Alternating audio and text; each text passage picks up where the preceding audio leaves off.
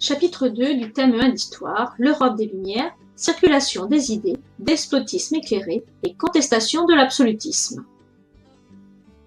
Dans ce nouveau chapitre, nous nous poserons la question comment les idées des Lumières bouleversent-elles l'Europe au XVIIIe siècle? Pour répondre à cette question, nous verrons dans une première partie comment les Lumières ont mis en place un nouvel élan intellectuel, puis dans une seconde partie, comment ces idées se sont-elles diffusées dans toute l'Europe. Première partie, les Lumières, un nouvel élan intellectuel. Grand A, mais qu'appelle-t-on les Lumières? Au XVIIIe siècle, un nouveau courant de pensée s'impose en Europe. On appelle cela les Lumières. Les savants et les philosophes veulent éclairer les esprits de leurs contemporains. Leur but est de faire progresser l'humanité et apporter le bonheur aux hommes. Grand B, ces philosophes ont travaillé à partir d'une nouvelle méthode. En effet, les savants fondent leurs recherches sur l'expérience et la raison. Ils utilisent le doute pour émettre des hypothèses, puis forment des conclusions grâce à l'observation et l'analyse. Désormais, on considère que le raisonnement et l'expérimentation sont les seuls moyens d'établir des vérités scientifiques incontestables. Grand C, ces philosophes se sont même engagés avec de nouvelles idées. Diderot, Rousseau, Voltaire et Montesquieu en France, Kant en Allemagne ou Smith en Angleterre critiquent l'Église et la religion, l'organisation de la société ou la façon dont les pays sont gouvernés, notamment la monarchie absolue. Ils réclament plus d'égalité et de liberté pour tous les hommes et dénoncent les injustices. Ils s'appuient notamment sur le modèle anglais, où les libertés sont plus importantes et où le roi partage son pouvoir avec le Parlement.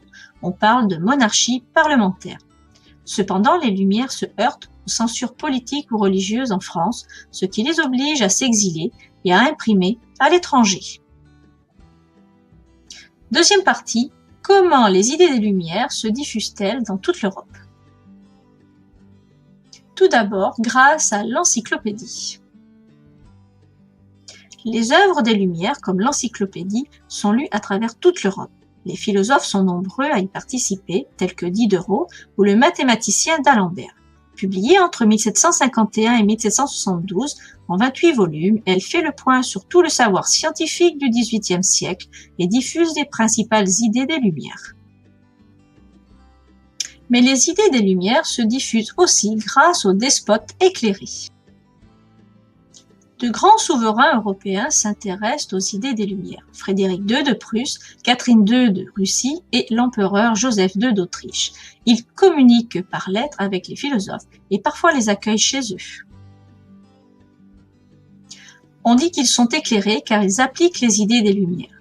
Ils favorisent l'essor économique, réorganisent l'administration, appliquent la tolérance religieuse, humanisent leur justice. Mais en réalité, les souverains renforcent leur pouvoir absolu et ne suppriment pas les privilèges. Ils mettent les idées des Lumières au service de leur absolutisme. Enfin, c'est la naissance de l'opinion publique. Des lieux où l'on peut discuter des idées des Lumières se multiplient. Les salons tenus par les femmes de la haute société, les académies des sciences et des lettres, les loges de la franc-maçonnerie et les cafés mondains. Se réunir, participer à des débats et lire les premiers journaux sont des pratiques qui se répandent progressivement. Ainsi, ils contribuent à former une opinion publique qui s'affirme face aux difficultés de la monarchie sous Louis XV et Louis XVI. Cependant, ces lieux sont réservés aux élites européennes éduquées. Ce chapitre est maintenant terminé. Vous pouvez regarder à nouveau cette vidéo pour compléter vos notes ou bien noter des questions sur votre cahier que vous poserez à la prochaine séance.